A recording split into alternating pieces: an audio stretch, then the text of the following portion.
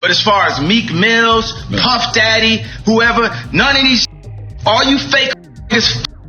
Wait, hold on. Okay. All you fake. You know what I'm saying? Mama was sacrificed. Me too. You understand? Yeah, you appreciate Michael Jordan, what about him? His daddy, right? Bill Cosby, his son, right? Dr. Dre, his son.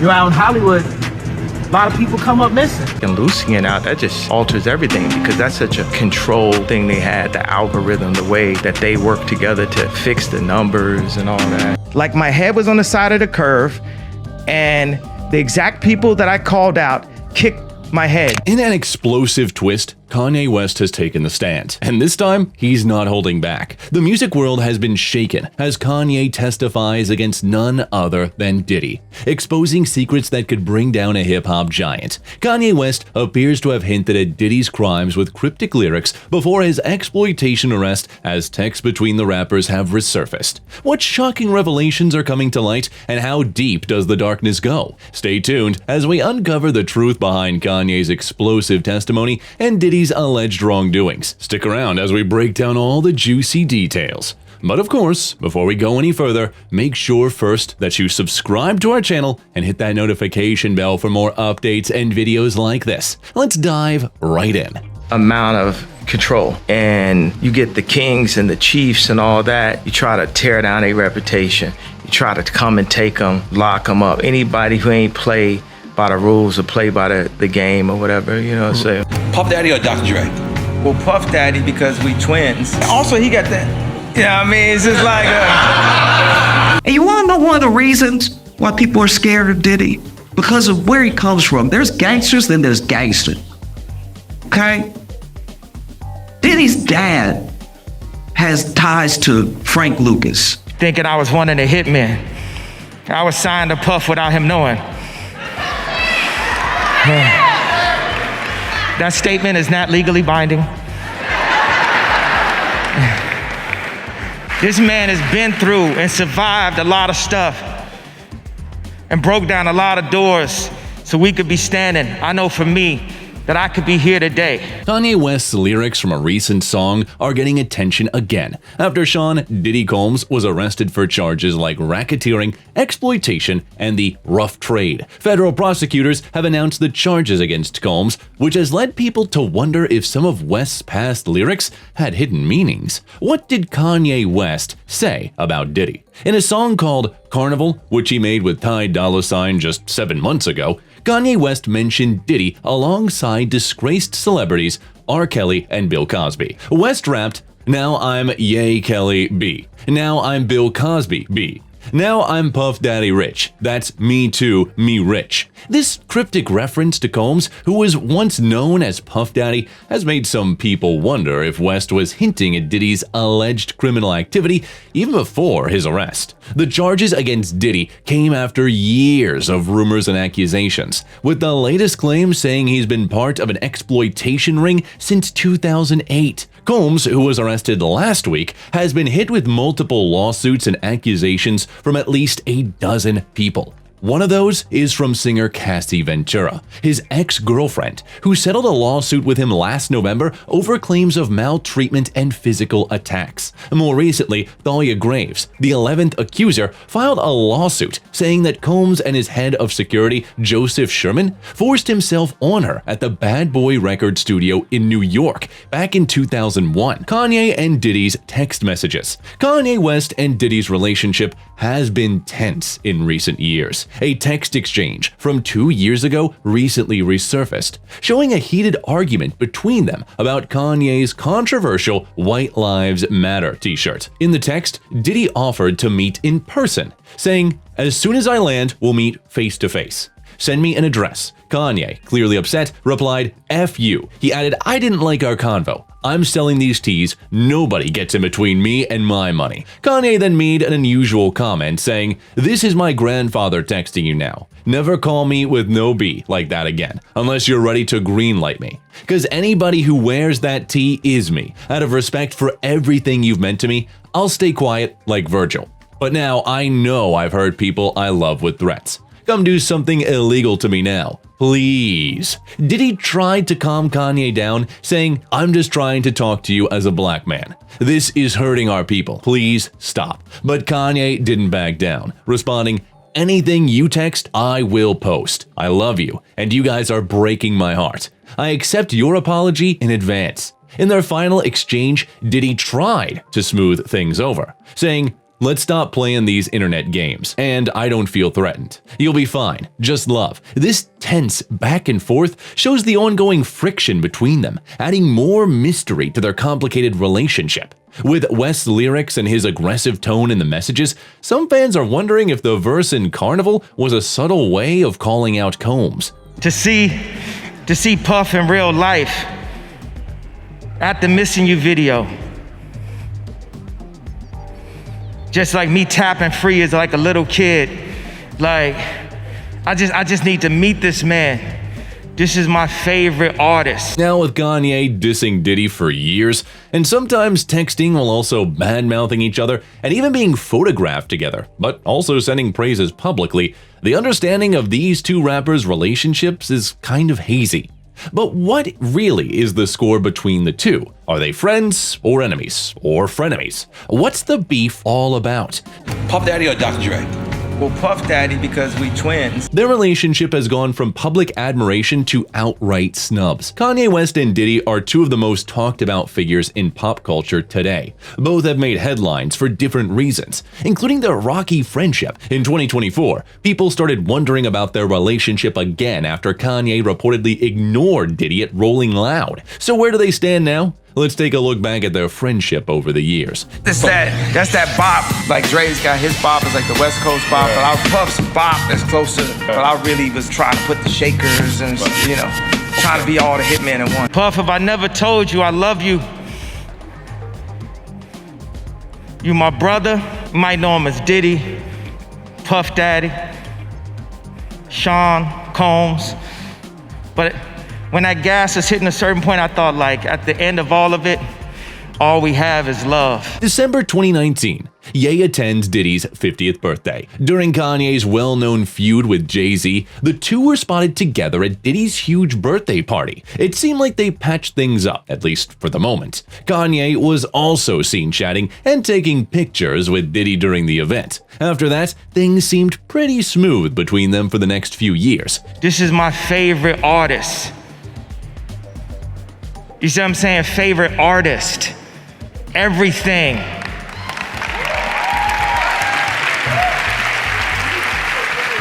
June 2022, Ye presents the BET Lifetime Achievement Award to Diddy. Kanye surprised everyone by showing up at the 2022 BET Awards to present the Lifetime Achievement Award to Diddy. His kind words for Diddy made it clear that they were still on good terms and respected each other. During his speech, Kanye asked, "How do we crown our kings? How do we appreciate our kings?" He also said he still goes to Diddy for advice and that Diddy has inspired many of his life choices, including those of his then-wife Kim Kardashian. My wife choices. And here we are. Thanks for that, Puff. Kanye wrapped up his speech saying, "This man has been through a lot and opened many doors for us. He broke down barriers in class, taste, culture, and style. Puff, if I've never told you, I love you. You are my brother." The touching moment ended with a hug between Kanye and Diddy. It was just good enough for me to be Chicago's version of Puff. I should never have Puff have to ever call more than one time. Any of us in this room, if Puff ever need us, we need to jump and be there. October 5th, 2022, White Lives Matter shirt beef. Just a few months after their emotional hug on the BET stage, Diddy talked about Kanye following the rapper's controversial White Lives Matter shirt. In an interview on The Breakfast Club, he seemed to defend Kanye, calling him a free thinker. Diddy said that a lot of what Kanye does and says gets misunderstood. When Charlemagne the God accused Diddy of defending Kanye, Diddy clarified that he wasn't. He explained where he thought Diddy was coming from. and basically said that instead of being condemned or canceled, Kanye should take responsibility for his actions. A few days later, Diddy posted a video on Instagram addressing the shirt again. In the video, he said, "I'll always support my brother Kanye as a free thinker, but the White Lives Matter shirt, I don't rock with it." October 7, 2022, Kanye responds. Kanye was not happy with Diddy's comments about his shirt, both in public and private. He responded with a series of Instagram posts, including screenshots of a heated exchange between them over text. Diddy asked Kanye to meet up in person, saying, "Let's stop playing these internet games." But Kanye responded angrily, saying he would use Diddy as an example to show the Jewish people that told you to call me that no one can threaten or influence me, adding, "This is a war." When Diddy mentioned that he was trying to talk to Kanye as a black man because his actions were hurting the culture, Kanye said he would post everything Diddy said. He stood firm on his actions, saying, "I'm selling these tees. Nobody gets in between me and my money," along with other upsetting comments. He later deleted all the posts, often as he does, but it looks like they never worked things out after that fight. October 15, 2022, Ye calls Diddy a Fed. And the reason why you got talks because you did a deal, you fed. You know what I'm saying? That's why you gotta come at me, because part of the deal for you to be a and get out of jail is that you promise that you're gonna go pull my co-car. Just a week after their public fight started, Kanye was interviewed on an episode of Drink Champs, and he had a lot to say about several rappers in the industry. He named Diddy, Meek Mill, and others, calling them Feds. Kanye claimed they turned against him to save themselves from getting in trouble. The interview was later taken down because of Kanye's racist and anti-Semitic comments. However, it started coming back into the spotlight in 2024 after the FBI raided Diddy's homes. When you say you wasn't invited to these parties, obviously Cat Williams done talked about these parties. People will mention I don't know if it's a party. I'm saying that metaphorically. You know what I'm saying? But you've heard about the parties that everyone had talked, but you've never got invited to. I don't know. I don't know. I don't even know what the party. That's how far out of it I am. I don't know. But people call me Illuminati too. It's like February 15, 2024. Kanye drops a hint about Diddy's crimes in his lyrics. Kanye West might have hinted that Sean Diddy Combs committed his alleged crimes even before Diddy was arrested and charged with exploitation and racketeering. Some cryptic lyrics in Kanye's song seem to point to Diddy's actions, and their text messages reveal a lot about their relationship. In his song Carnival, which features Ty Dolla $ign and came out 7 months ago, Kanye compared Diddy to convicted predators like Bill Cosby and R. Kelly. In the song, he rapped, "Now I'm Ye Kelly B. Now I'm Bill Cosby B. Now I'm Buff Daddy Rich. That's me too, me rich." March 2024, Rolling Loud snub. The last public meeting between Kanye and Diddy happened at Rolling Loud in Los Angeles. It seemed like they hadn't patched things up since their clash in 2022, and Kanye's treatment of Diddy at the festival showed that. Diddy was spotted watching Kanye set with his son, Justin Combs, and there were rumors that he wanted to talk to Kanye privately. However, Complex reported that Kanye supposedly ignored Diddy, leaving without a word said to him. For decades, Sean Diddy Combs was part of hip-hop's boisterous showman. Now, dozens of former friends, employees, and bad boy artists allege a dangerous, menacing figure behind the facade. Here's Diddy's decade-long history of maltreatment and harmful acts. When Sean Diddy Combs took the stage at the BET Awards in June 2022 to receive a Lifetime Achievement Award, he was beyond excited. "Yeah, yeah, yeah, yeah, yeah," he shouted, jumping up and down with joy. The crowd, which included his mom, kids, close friend, and fellow music stars like Kanye West, Janelle Monáe, Babyface, and Lil Wayne, gave him a long-standing ovation. After 3 decades of hard work, Diddy had gone from a hungry teenage intern to a respected A&R executive, producer, fashion designer, and a household name. With his eyes closed, he thanked God repeatedly. He got down on one knee to honor his mother and mentioned many people who have mentored and inspired him. "Anything I do is through love," Diddy said early in his 9-minute speech. "That's who I've become, and that's what I'm doing right now." But soon, Diddy shifted to a more serious tone. "I was in a dark place for a few years," he said. "I gotta give a special thank you to the people who were really there for me." He named some friends and advisors. Then, looking straight into the camera, he added, "Cassie, for holding me down in the dark times. Love." He raised one hand to make an L sign and held his gaze for several seconds in silence. Diddy and Cassandra Cassie Ventura, a former singer for his iconic Bad Boy record label, had broken up 4 years earlier.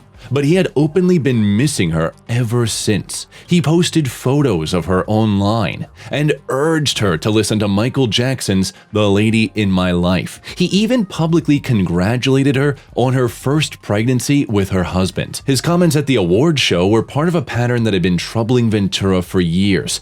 When she heard about his latest remark, sources say she felt distressed but also resolute. Nearly 18 months later, in November 2023, Cassie sued Diddy, claiming he kept her in a harsh form of intimate servitude throughout the relationship and forced himself on her when they broke up in 2018. In her lawsuit, she referenced Diddy's BET speech, saying, "For Mrs. Ventura, the dark times were those she spent trapped by Mr. Combs in a cycle of maltreatment, harmful acts, and exploitation." She described how Diddy's heavy beatings, one of which was caught on hotel surveillance video obtained by CNN in May, left her with bruises, split lips, and black eyes and severe trauma.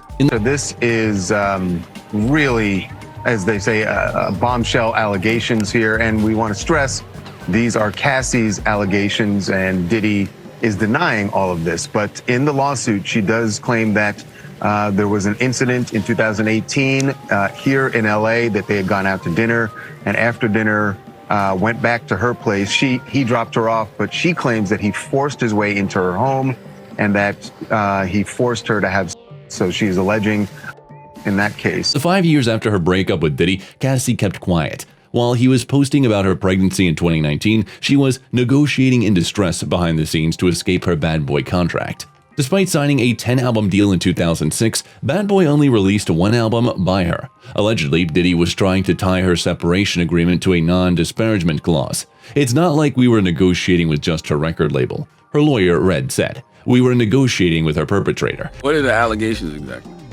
It just says that he did a bunch of stuff, that he allegedly gave her copious amounts of leading to a painful struggle with, that he controlled every aspect of her life. He is accused of frequently beating her and would hide her in hotel rooms for days until the bruising and signs of abuse were gone, and that he also allegedly forced her to have with males while he watched. At one point, Cassie checked herself into a rehab center to cope with the physical and psychological effects of her time with Diddy. She found new purpose in being a mom, according to her lawsuit. Once she gathered her strength and spoke out, a wave of other lawsuits followed. 5 more women who accused Diddy of forcing intimate relationships or harsh SA, with claims going back as far as 1990. 2 of these women say that Diddy secretly recorded their intimate encounters and showed the footage to others without their consent. Music producer Lil Rodney Jones also filed a lawsuit, claiming that Diddy groped him and forced him to solicit adult workers and perform intimate acts for Mr. Combs' pleasure. Male. Yeah. It sounded like hired some and then watched them, Yikes. do their thing. I mean, those are some serious allegations. Another allegation is that she says that Diddy several times at different hotels around the country would hire men and force her to have sex with them. This is the part of the suit where she's alleging sex trafficking, because she's saying that this would happen over state lines, and that would be the reason for filing this in federal court. When his 4th SA accuser filed a lawsuit in December, Diddy strongly denied the claims. "Enough is enough. For the past few weeks, I have sat quietly and watched people try to ruin my character and destroy my reputation and legacy. Sickening allegations have been made against me by people just looking for a quick payday. Let me be clear, I do not do any of the harmful things being said about me. I will fight for my name, my family, and my truth."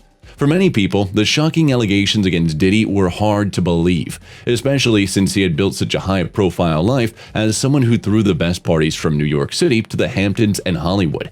He's the pop culture figure who once walked under a parasol held by his stylish valet, Farnsworth Bentley, in Saint-Tropez and showed up at a Met Gala wearing a tuxedo covered in Swarovski crystals and a floor-length cape. He rapped about Bentleys and big money and hosted extravagant annual white parties attended by stars like Leonardo DiCaprio, Beyoncé, Mariah Carey, and Martha Stewart. He even called himself the Great Gatsby and considered circus showman P.T. Barnum his muse. While the rage made headlines around the world, Diddy's famous friends were notably quiet. They felt different from before, when he could use his money, a top lawyer, and media attention to handle legal troubles.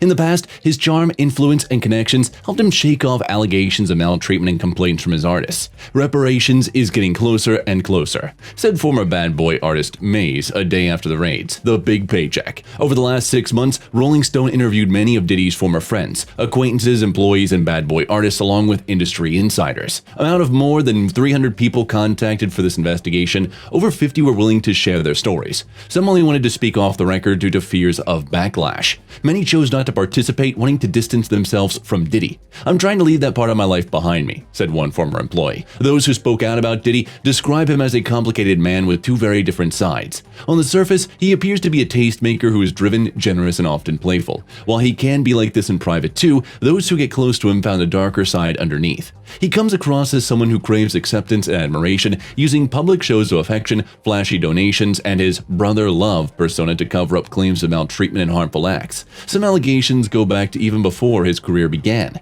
Sources say that Diddy used his growing power to manipulate people, like sending staff to win back his ex-girlfriend Jennifer Lopez, beating up a liable executive who dated his former partner Kim Porter, and even trying to solicit intercourse from a woman on his payroll. As part of this investigation, Rolling Stone sent Diddy a list of detailed questions about the new and ongoing allegations, but he didn't directly respond to them. His lawyer Jonathan Davis stated, "Mr. Combs cannot comment on settled litigation. We will not comment on pending litigation and cannot address every allegation picked up by the press from any source, no matter how unreliable. We know the proper authorities are doing a thorough investigation and have confidence that any important issues will be addressed in the right place, where facts can be separated from fiction." Joy Dickerson-Neal, who is suing Diddy for SA, told Rolling Stone that her choice to speak out isn't about money. It's about showing the world that this man, who has become an icon, is actually sick and has hurt so many people with his unpunished, disgusting behavior over the years. Sean Combs recently fired back at a lawsuit filed by Joy Dickerson-Neal.